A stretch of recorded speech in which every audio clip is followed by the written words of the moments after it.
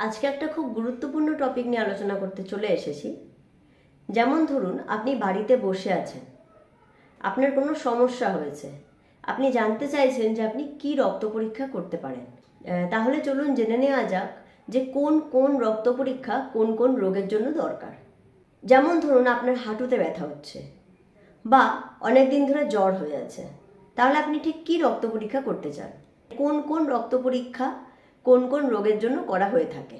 প্রথমে বলবো, কিছু রক্ত পরীক্ষা থাকে যেগুলো কম্পালসারি করা হয়। মানে ধরুন, আপনি কোনো সমস্যা নিয়ে ডাক্তারের কাছে গেলেন, সেগুলো কম্পালসারি কিছু রক্ত পরীক্ষা করা হয়ে থাকে, বা অল ওভার বডি ফিটনেস বা ভালো কাজ করছে কিনা সেটা জানার জন্য রক্ত পরীক্ষা করা হয়ে থাকে।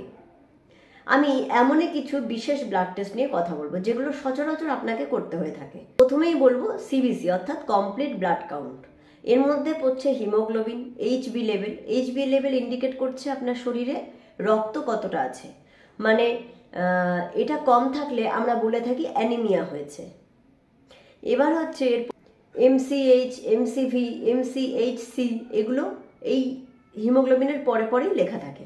এগুলো আপনাকে বলে দেবে যে, বা একটা আইডিয়া দেবে যে আপনার কোন অ্যানিমিয়া হতে পারে। আর এই সব কিছুই কিন্তু কমপ্লিট ব্লাড কাউন্টের মধ্যেই পড়ছে।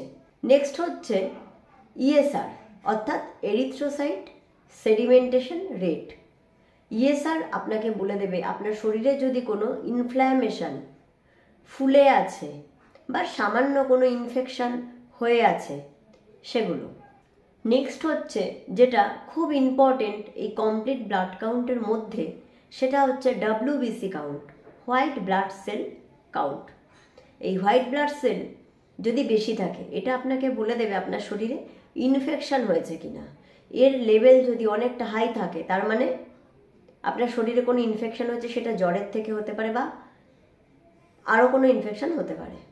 এটা হচ্ছে কমপ্লিট ব্লাড কাউন্টের মধ্যে। তার মানে কমপ্লিট ব্লাড কাউন্টের মধ্যে আপনার মেন হচ্ছে হিমোগ্লোবিন, ডব্লিউবিসি কাউন্ট। এবার হচ্ছে এর মধ্যেই পড়ছে প্লেটলেট কাউন্ট। প্লেটলেট কাউন্ট খুব ইম্পর্টেন্ট। সেটা আপনাকে বলে দেবে যে আপনার শরীরে যে রক্ত বইছে, সেই রক্তটা তরল হয়ে গেছে কিনা, বেশি রক্ত জমতে দেরি হচ্ছে কিনা। অর্থাৎ ধরুন আপনার কোনো জায়গায় কেটে গেছে রক্ত, আমাদের তো হাত পা কেটে গেলে আমাদের রক্ত একটু পরে কিন্তু বন্ধ হয়ে যায়, সেটা দেরি হচ্ছে কিনা, তাহলে বুঝতে হবে এই প্লেটলেটের সমস্যা হচ্ছে। প্লেটলেট খুব ভাইটাল একটা ইন্ডিকেশন। আরও অনেক রোগে এই প্লেটলেট কমে যাওয়া, বেড়ে যাওয়া, ডব্লিউবিসি কমে যাওয়া, বেড়ে যাওয়া হতে পারে। আমি একটা ওভারঅল আইডিয়া আপনাদের কাছে দেওয়ার জন্য ভিডিওটা করছি। প্লেটলেট কমে যাওয়াকে থ্রম্বোসাইটোপেনিয়া বলা হয়। এত ডিটেলসে আমি বলছি না, শুধু আপনি জেনে নিন যে কি কি রক্ত পরীক্ষা আপনি বাড়ি বসে করতে পারবেন কি কি রোগের জন্য। তাহলে এতক্ষণ যেটা বললাম সেটা একটা খুব ভাইটাল একটা ব্লাড টেস্ট নিয়ে বললাম, সেটা হচ্ছে কমপ্লিট ব্লাড কাউন্ট, সিবিসি। এবার অনেকে যদি রক্ত কম থাকে বা দুর্বল লাগছে, তাহলে শুধু হিমোগ্লোবিন টেস্টটাও করে দেখা যেতে পারে। Next FBS, PPBS. এফবিএস আমরা সবাই এই টেস্টের সম্পর্কে জানি, ফাস্টিং ব্লাড সুগার কম আছে না বেশি আছে সেটা দেখার জন্য। PPBS post prandial blood sugar, মানে খাবার পরের ব্লাড সুগার লেভেল। HbA1c, এটাও সুগারের একটা টেস্ট, যেটা আপনাকে আপনার প্রথম 3 মাসে, মানে আপনি যে ব্লাড টেস্টটা করছেন HbA1c, সেই টেস্টটার প্রথম 3 মাসের, এই 3 মাসের অবধি 3 মাসের মধ্যে আপনার ব্লাড সুগারটা মেনটেন আছে কিনা সেটা দেখার জন্য। এটাও একটা ভাইটাল টেস্ট। নেক্সট বলবো সোডিয়াম পটাশিয়াম লেভেল।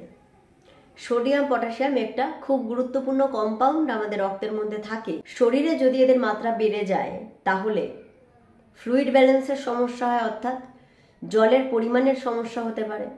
এই টেস্টগুলো বলে দেয় যে আপনার মাসেল কতটা ভালো আছে, মানে মাংসপেশি কতটা ভালো আছে, মজবুত আছে, মাসেল কন্ট্রাকশনের সমস্যা হচ্ছে কিনা, ফ্লুইড ব্যালেন্স ঠিকঠাক আছে নাকি, মানে জলের ঘাটতি বা জলের পরিমাণ আপনার শরীরের মধ্যে ঠিকঠাক আছে নাকি।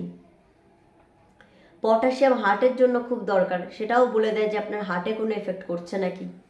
তো এই টেস্টগুলো খুব ইম্পর্টেন্ট। এবার নেক্সট হচ্ছে urea creatinine level. Urea creatinine আমরা জানি কিডনি সমস্যায় দেখা হয়।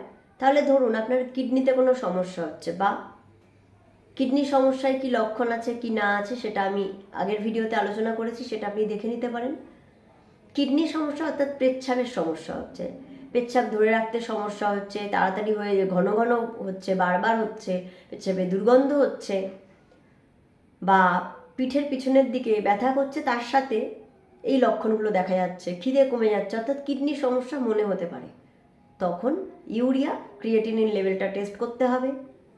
এবার হচ্ছে নেক্সট ইউরিন REMECS, ইউরিনের রুটিন এক্সামিনেশন, মাইক্রোস্কোপিক এক্সামিনেশন। যাদের ইউরিনে ফেনা হচ্ছে, ইউরিনে দুর্গন্ধ হচ্ছে, ইউরিনের সাথে রক্ত পড়ছে, সামান্য লালচে টাইপের ইউরিন হচ্ছে, পেটে ব্যথা করছে, মাঝে মধ্যে জ্বর আসছে, তখন ইউরিন REMECS টেস্ট করতে হয়। LFT test, liver function test, খুব গুরুত্বপূর্ণ টেস্ট। লিভার ফাংশন টেস্টের মধ্যে আমি একটু ডিটেলসে বলি। অনেক কিছু পরিমাণ থাকে। প্রথমেই আসছে total bilirubin, conjugated, unconjugated bilirubin. আপনি দেখতে পাবেন লিভার ফাংশন টেস্টের একটা রিপোর্ট, যার মধ্যে রয়েছে বিলিরুবিন। বিলিরুবিন অর্থাৎ যদি বেশি থাকে তাহলে আপনার জন্ডিস হতে পারে, তাহলে হয়তো আপনার গা হলুদ হয়ে আছে, চোখ হলুদ হয়ে আছে, ইউরিন হলুদ হচ্ছে, অর্থাৎ জন্ডিস হতে পারে, এটা বেড়ে গেলে। এরপর আসছে SGPT, SGOT। সেটা কি? সেটা একটা এনজাইম যেটা লিভার থেকে তৈরি হয়, লিভারই রিলিজ করে। যদি লিভার ঠিক মতন কাজ না করতে পারে তাহলে কি হচ্ছে না, এই SGPT, SGOT এই এনজাইমগুলো রক্তের মধ্যে মিশে যাচ্ছে, তখন রক্তের পরিমাণটা বেড়ে যাচ্ছে, অর্থাৎ এটা বেড়ে গেলে বোঝা যাবে লিভার ঠিক মতন কাজ করছে না। যদি খুব বেশি লেভেল বেড়ে যায় তাহলে বুঝতে হবে লিভার ড্যামেজ হয়ে গেছে, অর্থাৎ খুব important test. Hepatitis, jaundice, viral hepatitis, alcoholic hepatitis, অর্থাৎ যারা রেগুলার মদ্যপান করছে তাদের এই SGOT, SGPT লেভেলটা বেড়ে যাওয়ার অনেক সম্ভাবনা থাকে। এবার বলবো লিপিড প্রোফাইল। লিপিড প্রোফাইল আজকাল 40 বছরের বয়সী কেউ যদি ডাক্তারের কাছে যায়, আমরা লিপিড টেস্ট করতে দিয়ে থাকি, রুটিনলি করতে দিয়ে থাকি, কারণ এটা খুব ইম্পর্টেন্ট একটা ফ্যাক্টর। লিপিড অর্থাৎ কোলেস্টেরল, কোলেস্টেরল অর্থাৎ ওয়্যাক্সি সাবস্টেন্স, চর্বি জাতীয় জিনিস বা ফ্যাট বলতে পারি। এই ফ্যাট মানে ধরুন কোলেস্টেরল লেভেল যদি বেড়ে যায়, তার মানে বুঝে নিতে হবে যে রক্তনালীতে বা শরীরে আপনার ফ্যাট জমছে। এবার রক্তনালীতে ফ্যাট জমা সেটা খুব খারাপ জিনিস। এর থেকে কি হতে পারে? স্ট্রোক হতে পারে, ব্রেন স্ট্রোক হতে পারে, মানে রক্তনালী বন্ধ হয়ে যেতে পারে, আটকে যেতে পারে, রক্ত চলাচল ঠিক মতন করতে পারবে না। কোলেস্টেরল নিয়ে আমার অনেক আগে একটা ভিডিও করা আছে, চাইলে সে ভিডিওটা আপনি দেখে নিতে পারেন। কোলেস্টেরলের কি লক্ষণ আছে, কি চিকিৎসা আছে। তো এই কোলেস্টেরল লেভেল বেড়ে গেলে হার্টেরও সমস্যা হতে পারে, কারণ ওই যে বললাম রক্ত ঠিক মতন তো চলাচল করতে পারবে না, তাহলে হার্টের সমস্যা হতে পারে। এটা খুব গুরুত্বপূর্ণ একটা ফ্যাক্টর। যাদের প্রেশার বেশি থাকে তাদের আমরা লিপিড প্রোফাইল টেস্ট করতে দিয়ে থাকি।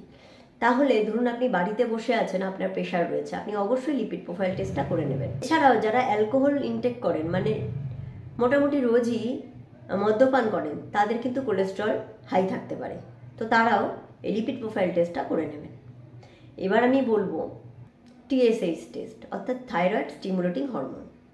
এটা বিশেষ করে মহিলাদের দেওয়া হয়, যাদের মাসিকের সমস্যা হচ্ছে, প্রেগনেন্সি আনতে চাইছে বা প্রেগনেন্ট মহিলা, তাদেরকে থাইরয়েড টেস্ট করা হয়। এটা থাইরয়েড টেস্ট, এটা মেনলি মহিলাদের হয়। তাহলে এই থাইরয়েড টেস্টটা কি বলবে না, থাইরয়েড হরমোন আমাদের পিটুইটারি গ্রন্থি থেকে বেরোয়। এই থাইরয়েড হরমোন ঠিক মতন যদি কাজ করতে না পারে তাহলে TSH লেভেলটা বেড়ে যায়, তখন সেটাকে আমরা বলি হাইপোথাইরয়েড। এই থাইরয়েডের সাথে আসছে T3, T4। T3, T4 লেভেলটা অতটা করা হয় না, মেনলি থাইরয়েড টেস্টটাই করা হয়। তাহলে ধরুন কোনো মহিলা বাড়িতে বসে আছেন, দেখতে পাচ্ছেন মাসিকের খুব সমস্যা হচ্ছে বা গন্ডগোল হচ্ছে, তাহলে আপনি অনায়াসেই থাইরয়েড ফাংশন টেস্টটা করে নেবেন, TSH টেস্ট। এবার বলবো uric acid test. Uric acid test মহিলাদের যাদের গায়ে হাত পায়ে ব্যথা, হাঁটুতে ব্যথা, পায়ের তলায় ব্যথা, বা ধরুন পায়ের আঙুলে ব্যথা করছে, গিটে গিটে ব্যথা করছে, তাদের ইউরিক অ্যাসিড টেস্ট করতে দেওয়া হয়। এটা বেড়ে গেলে বোঝা যায় ইউরিক অ্যাসিড ক্রিস্টাল শরীরে জমেছে, ইউরিক অ্যাসিড বেড়ে গেছে, বাত হয়েছে। অনেক সময় কিডনি পেশেন্টদেরও ইউরিক অ্যাসিড লেভেল টেস্ট করা হয়ে থাকে অবশ্যই। তাহলে বাড়িতে বসে যাদের ধরুন গা হাত পায়ে ব্যথা করছে, যেসব মহিলারা পা ফেলতে পারছেন না, ব্যথা করছে, তাদের ইউরিক অ্যাসিড টেস্ট আপনারা একবার চেক করে নেবেন। Vitamin D3 test. Vitamin D3 টেস্টটা সচরাচর করতে দেওয়া হয় না যাদের বহুদিন ধরে গাঁথে ব্যথা, গায়ে ব্যথা এবং প্রচণ্ড ব্যথা, তাদের করা হয় কারণ ভিটামিন D3 যদি কম থাকে তাহলে গা হাত পায়ে ব্যথা করে, মাংসপেশিতে টান ধরে, মাংসপেশি ব্যথা করে, যন্ত্রণা করে, পা হাত পায়ে যন্ত্রণা করে, কামড়ে আসে। তাই ভিটামিন D3 টেস্টটাও করে নেওয়া দরকার।